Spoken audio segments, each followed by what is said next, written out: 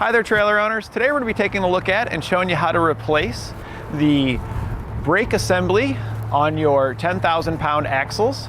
We're going to be using Dexter's assembly to do so. We're going to be doing the left side here on camera. They are side specific, but you can get both the left and the right sides available here at eTrailer. The other side's going to be the same thing. Just make sure you're putting the appropriate part on the appropriate side. These drum brake assemblies are designed for 10,000-pound axles and drums that are 12 1/4 by 4 inches. And to further help determine that these are going to be the correct brakes for you, they are designed for 15-inch and larger wheels. And once you pull your assembly off, or you can crawl underneath and take a look at the back side and see how many bolts attach the mounting flange to your brake assembly. So if you're kind of looking at around the axle on the back side, how many nuts or bolts you see there. This is designed to work with a 7-bolt flange, so just make sure you see 7, bolts sticking through there on the other side, and then this is likely going to fit yours to match up there. All right, guys, so yeah, we're going to hop into this thing now. Customer's in here because he has poor operation of his brakes, and with a quick look underneath, we can see grease is all over the place on the inside, so we know that those brakes are no good. So we're going to get those replaced. We're going to be using Dexter's parts to do so, and these are self-adjusting brakes that we're going to be putting on there, so that way this customer doesn't need to worry about making adjustments in the future and stuff. It's going to take care of itself. So we've got our customer's trailer here. We just got the wheels off of it, so let's get it disassembled. We're going to remove the outer hub here. So we're going to start with the cap here on the end. We're just going to use a pair of channel locks to remove it. And you might want to use a screwdriver or a pry bar just to hold the hub as you're removing these. And normally, once you get about this far, you start to get a drip or two coming out of it from the oil. But yeah, it's pretty dry in there. So it's definitely got a leak and seal on it because we don't have any oil inside of it. We didn't really see traces of oil out here, so it's unlikely that this seal here is what's causing the issue. Based on where we see the contamination, it's looking like it's probably that inner seal there on the back. So now we've got that cap removed, we're going to remove the nuts here on the end of the spindle. You'll see that it's got these, it's like a star washer here, but it's got some tabs on it. We need to bend those tabs straight or back. We need to get them out of the way so we can get the nut off of there. So we're just using our flat bladed screwdriver and a little hammer here just to knock those ears up. You check around, you may or may not have another one on there. A lot of times they put 2 of the tabs over, make sure it's on a couple of faces. Not always the case, but just kind of look around and check. Looks like we're probably pretty good there. We'll then switch back to our channel locks here, and we'll remove our nut. All right, just set that down. Behind that, we have the locking star washer, and you can see that one was bent over there, holding the other nut on the other side. We'll then grab the nut behind it. And behind this nut, you'll have a washer as well. We'll grab that off of there. But we can go ahead and now just slide the hub off. We've got all the nuts removed. That's holding it on. I'm not going to slide the hub completely off. I'm just going to slide it out some. And I got my screwdriver here on the end of the shaft. And this way we can use that to kind of catch our bearing. Boy, it's a heavy assembly. Oh, there we go. We got our napkins down there. They just fell in there. That's all right. If you have a seal puller, and we do have seal pullers here at eTrailer that you can use to pull seals, you can use that method to remove the seal. I'm going to show you just kind of a little bit of a backyard tech way to get that inner seal removed. If you don't have any of those tools available, what we're going to do is we're going to take our washer and our nut, just cleaning it off real quick. We're going to slide our washer on there, and then we're going to thread a nut on here. And when we go to pull this hub off, that washer is going to hit the face here of our bearing, and then when we pull it, it can hit that bearing, and then the seal will press out with the bearing here.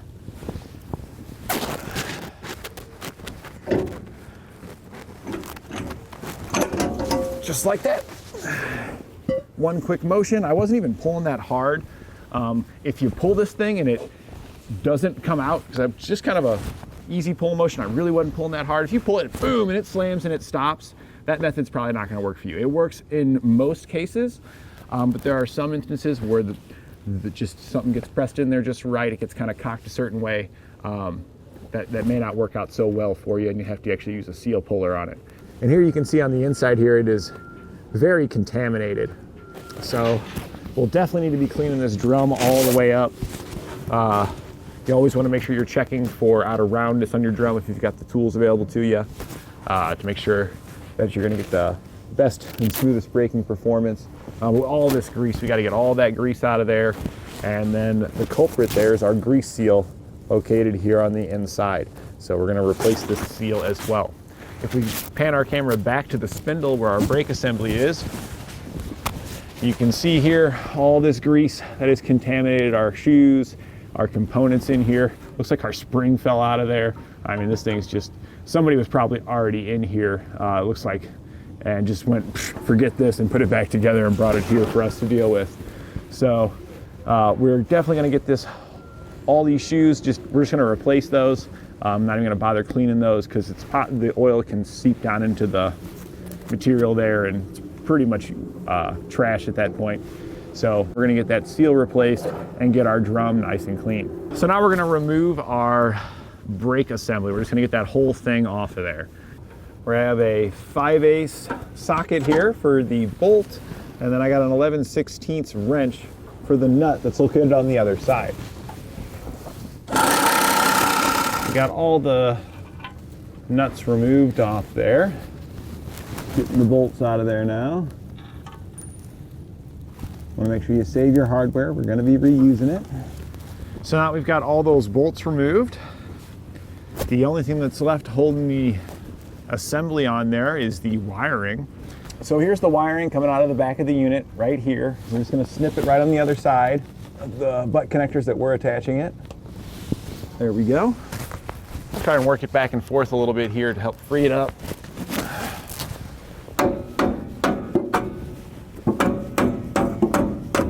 There we go. There's a little grommet that's keeping the wiring from wanting to pass through the back plate that we were wanting to save. That's just mostly because of the butt connectors that we left on there. So if we just cut it on this side, we can just pull these out and then slide the rest of this off of here. All right, so now that we've got everything removed, it's cleanup time. So everything here on the hub, we're gonna get this all cleaned up. Everything on the drum that we had removed, we're gonna get all the oil off of that, get it all cleaned up, and then the same thing with our bearings. We're gonna get all that cleaned up as well, and then we're gonna inspect the bearings for any kind of pitting or damaged. If we need to, we'll replace those. Same with on the hub side. We're going to check down on the inside of here as well, because the other side of our hub here has the races for our bearings. So after you get this cleaned up as well, you want to check your races and make sure you don't have any pitting. This is the inner race, and then you're going to have another one here on the other side. That's this one right here. That's your outer race. So check those for any kind of damage, any kind of pitting. If there is anything, then you may need to replace the bearings with the races. If you do replace your bearings, it's always recommended to replace the race with it. So that way they're both new so they can match and mate to one another. If you find that your drum is out of round, you've got a lot of damage on your drum, we sell drums available here at eTrailer. We sell them with the races pre-installed with the new race. That way you can just grab a bearing and make your life a lot easier, because removing and installing races in the drum assembly can be a bit of a challenge. All right, I got this all cleaned up. I just used some brake clean and shop towels that we had here. Now it's inspection time, because we had to clean it up just so we could check it out to see how things are. And you're looking on the inside here to see if you got any pitting, scoring, cracking, anything like that. All that looks pretty good. We don't have any signs of any kind of damage like that in here. Next, you would want to check for out of roundness. Now, a tape measure is not the best tool. A brake caliper would be the brake caliper measuring tool would be the best thing for measuring the distance for your diameter. But we can just kind of rough it up with this. And when we check it with this, we're right at about 12 and 5/16. And then we check it here to the other side. And we're looking for the biggest measurement we hit, because wherever the highest number is, that's going to be the biggest. It's going to get smaller again after that. And we check it to the other ones here. It's about the same, right at about that 12 and 5/16 mark. You can check it in a couple more spots. Usually do like a plus and then an X, and that usually gives you a pretty good idea. So we're pretty close, what we can tell here with a tape measure. So the next thing you want to check is the maximum diameter for it. So we can see inside here, there's been you got like a lip here, and that's from the wear that has occurred over time. And the diameter here can only get so wide before the shoes aren't going to be able to contact far enough, aren't going to be able to spread out far enough to properly contact them. They may still come into contact, but they can only spread so far before they won't sit properly on the backing plate and perform the way they need to perform. So there is a maximum diameter number that is actually written on the outside of your drum. And you can, it starts right here, it says maximum. It's kind of dirty right here, but then it says diameter, and here it is. It's 12.34 is what it says right on there. Maximum DIA 12.34. So we know it's 12.34. Now if you take 5/16 and you put that into like a fraction to decimal calculator, it's going to come out to about 3.13.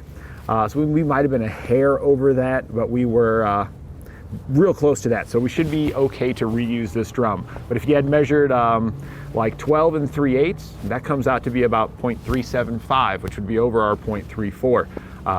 So it'd be something to keep in mind. If you have calipers, that's the best way to measure it, because you can get it down to the thousandths of an inch. Make sure that you're getting accurate measurements, and that's also the best way to check for out of round too. The tape measure is just kind of more of like an eyeball than it is an actual measurement without the calipers. But it seems okay here. It seems like we're good to go to start reassembling things. So we can go ahead and start here on the drum side if we wanted to. We can prepare this. So we'll flip it back over. And we're gonna take our bearing and put it into place. This is the larger of the two, if you remember, and you can always just double check by dropping it down in there. It should fit right back into the race. Now we're not going to reassemble it dry. We're going to put a little bit of lubricant on there. So we've got some oil here. This is 80-90 weight, and we're just going to get it kind of worked around all the way on this and kind of work it inside of here a little bit, just so that way we're not assembling it completely dry.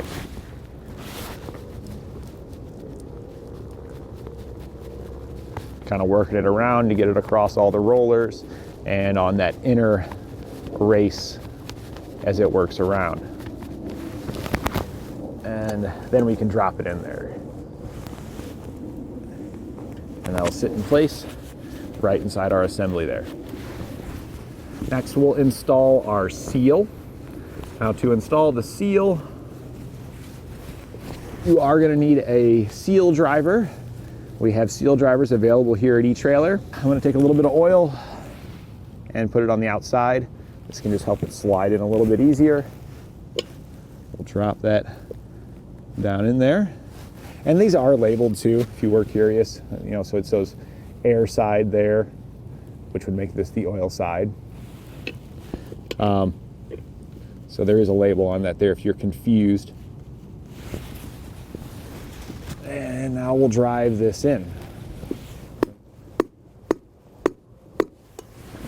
And we're just double checking. Looks like we're just a hair crooked, so we're gonna try to straighten it out a little. All right, then just keep working at it until you get it all the way down in there. It should be flush with the lip all the way across here at the top, and your gap should be about the same all the way around. So once it feels like it's all the way even around, you may or may not get a couple of pieces of the rubber outside that kind of just rip off. You can just pull those little pieces out of there. Because if you look at the seal, it kind of had like stripes around it to help it seal better. Every now and then, those outer pieces, you know, you get a little chunk that kind of comes off. It'll still seal properly inside there. All right, we got this side all cleaned up as well. You want to just check your spindle, looking for any signs of damage. If you need to get it refinished or anything. Everything looks okay here though. It was just dirty. So we're good to go there. We got that all cleaned up. So we're going to start by getting our drum assembly, our shoe assembly here installed. This is all of our brake parts. Everything comes together for you, so it's nice and easy. You don't have to worry about putting the shoes on here and messing with all those springs and stuff. It's a big old pain in the butt that we can avoid. So this is just going to slide on there, and then we'll line our holes up. If we look on the back here, there's our wire. Make sure you grab that. I twisted the ends there of the wire. Probably gonna end up cutting those off, to be honest with you, just because we have to push it through that grommet. And I know that these pre-stripped ends are gonna end up catching there. In most cases, it's cool that they come pre-stripped for us, but just because of this trailer having that little grommet there, it's gonna make it really difficult to pass these wires through. So we're just gonna snip those off. All right, so now we're gonna slide this down. Kind of rest it there for a minute. Make sure you're past the spindle portion before you rest it. And then we're gonna grab our wires and get them fed through that grommet that was on the backing plate here. There we go, get those pulled through there. So we're just gonna take the old hardware that we had from when we took it off and reinstall it. The lock washer and the nut go on the back side, and the bolt's gonna slide straight through.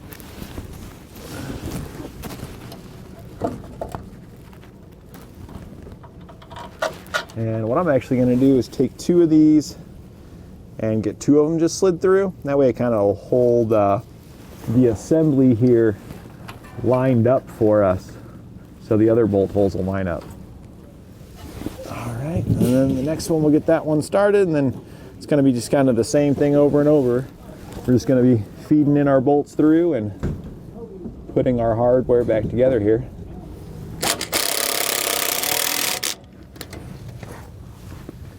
And I'm gonna alternate back and forth when tightening these down in kind of a plus or X pattern. Now we've got them all run down, we can go back and torque our hardware to the specifications outlined in our instructions. All right, so we've got all of our hardware tightened back down. That's pretty much it. You're just gonna reinstall everything in reverse order of how you removed it from here. So I'm gonna grab some heat shrink butt connectors, and then we're gonna go ahead and get these connected back up. I do highly recommend using heat shrink butt connectors on these, so that way it seals these up on the outside. You can see it is a pretty easy way to get your brakes up and running again, compared to purchasing like shoes and brake hardware and rebuilding it yourself. We can simply just disassemble it, clean it up, discard this whole mess of parts here, and just slide on an entirely new assembly. All right, and now this is one of the most important parts of your reassembly, is actually sliding the drum back on. It's a very heavy component, and when we slide it into place, we ideally want to go just naturally straight on. If we're coming at an angle, if we're kind of down some, when we go to slide this on, what can happen is we can nick that brand new grease seal that we put in there, and we sure don't want that. We want everything to slide together nice and easy. And what I'm gonna do to just help further assist it sliding together a little bit easier, grab a little bit of that lube. We're just gonna put it on the shaft there, just to help kind of everything just slide together a little bit easier. So here we go. Get the whole body in there, get it to the right height where you can see, and then just, without touching anything on that seal, sliding it right on. All right, now that we've got it slid up there, we're just putting in the rest of our parts. So we got to pull over our clean box here. When we cleaned our parts up, we're gonna re-lubricate our bearing, and we can actually take a quick look at this too. This is a good thing to take a peek at. I actually do not see it on this side, but on this side here, if when you were inspecting your bearings, after cleaning them up, you found that there was pitting in them, corrosion, that the cage is messed up here somewhere on the outside, if you found damage with the bearing, you need to replace it. You'll find the number for your bearing written on the inside. It's going to be the same with that inner one. We inspected them, there was no issues with them, so I just put it together. I did want to point out where you can get those numbers from if you do need to replace these. So we're just going to lube this up just like we did our other one. We don't want to assemble anything dry. This one's going to slide in the opposite direction, so the taper is going down like this, opposite of our inner bearing that we had put in before. Now we just put our pieces back in reverse order here, so it's going to go washer, nut, and when we go to put these back on here, we do need to properly set up the bearings. We don't want them overly tight, and we also don't want them loose to where we're going to have play. So what I usually do to ensure that we don't have any play is I'll start by actually tightening them tighter than what we want them to for our final adjustment. That'll help ensure that we've got it fully seated. Kind of give it a little bit of a rotation there. And I really like to crank on it with the nut right here this first time. Just double check, make sure it's seated. We don't want to be able to push it in and out. There should be no play in it. So now that you've got it nice and snug there, next thing we're going to do is back this off because we can't have it overly tight. All right, so we backed it off, and we're pretty much going to put it until just about where it touches. So about right there, we're touching. We know that we've tightened it all the way down to take out any play and guarantee that we're fully seated. Now we're just kind of bringing it right back up to it, so that way there's no play. We'll then put our retainer on next. And it looks like one of those ears there doesn't quite line up. Might be able to give it just a hair more. Yeah, there we go. Looks like that's going to almost line back up where it was before.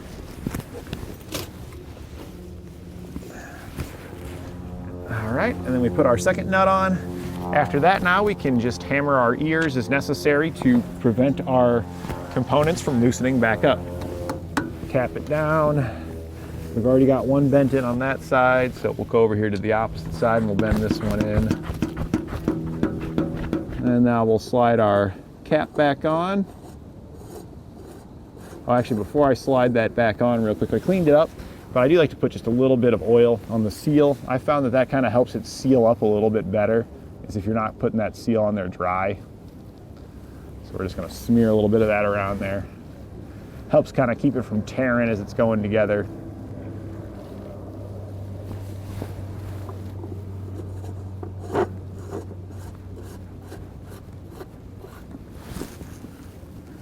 And then we can snug that back down as well.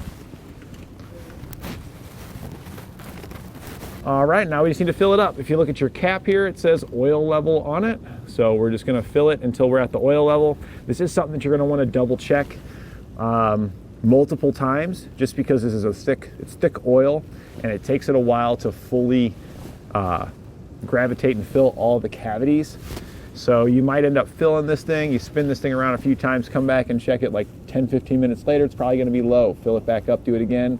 And then I would even let this thing sit overnight and recheck it again in the morning, just because this oil gets so thick.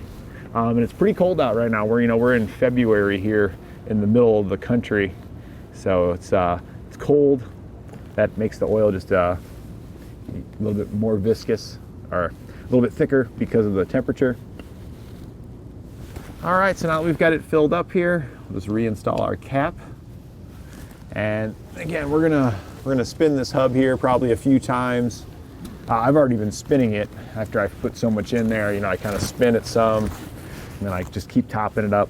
We're probably gonna just double check it, let it sit, and we'll see how it settles here, because we are slightly above the fill line, but again, in most cases, that's gonna settle here by the morning, and it might settle right on our line, and we might end up having to top it up just a hair more. So that kind of completes that there. What we have left that we'll need to do here is repeat this for any other damaged brakes that we've got. We'll just repeat those same procedures. We've got all the bearings, seals, and brakes and stuff that you need here, as well as drum assemblies. So we've got pretty much everything you'll need. If you are going to replace your drums, one of the other things to double check for yourself, besides like the drum diameter, make sure you're getting the same thread diameter and pitch here, so that way your lug nuts will work, and it'll work with your rims as well.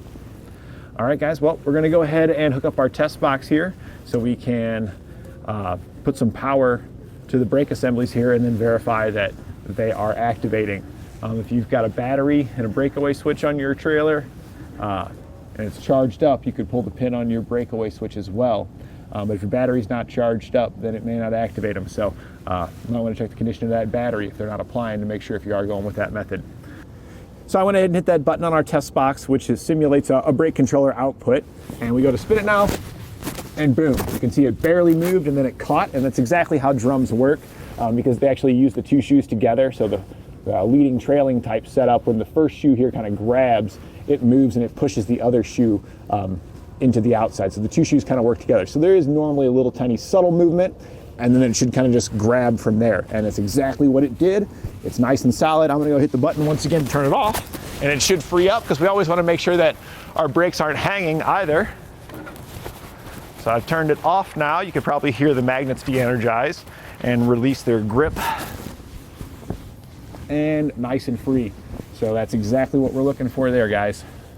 I just wanted to show you this. These brakes will adjust themselves automatically. So you should be able to just take off and drive, and then every time you hit the brakes, it's going to adjust it for you. But if you're going to reuse your old drum like we were here, it could take a very long time and a whole lot of stop processes before it adjusted out far enough for proper operation. Me personally, I never rely on the automatic adjuster to do its thing. I'm right here doing the work anyway, so I might as well adjust it myself. That way, I know as soon as I hook up my trailer and we pull out of the driveway, I know my brakes are going to be working right then and there. I know I don't have to wait for multiple stops, until it adjusts up and I get good braking out of it. So the adjustment, you can see there's two slits here. Normally there's caps in these slits, and that's where you stick your screwdriver in. This back plate's pretty beat up, so we're just going to take advantage of the fact that it's beat up, and we can get our screwdriver in the bottom here. And this wheel right here that you see is the adjustment wheel. It's got a serrated edge on it, and if you kind of look at the way the teeth are serrated, like the sawtooth pattern it has on it, it's not they're not like triangles that just come off of it. It's got a diagonal edge and then a straight edge, a diagonal and then a straight. The straight edge is where the adjuster will push, and the diagonal edge is just kind of there for it to be able to click on by. So for this particular one on this side here that we've got it installed, you would actually push the wheel from the bottom and then push it up to adjust it out. So I've already adjusted it some. What you're looking for in your adjustment is a subtle drag, which is what we got right now. If we kind of spin it, we just kind of barely feel it, and that's close enough for me because it's an automatic adjuster too, so we've got it very close to proper adjustment. Maybe it could use a click or so, but we can let the automatic adjustment take over from here. I just like to get all that bulk play out of it, again, just to make sure I've got solid braking as soon as I leave, and I'm not waiting for any particular drum or anything to catch up with the other one to make sure I got even braking too. We can then just reinstall our wheels if you're all done here. And that completes our installation of Dexter's drum brake assemblies for 10,000 pound axles.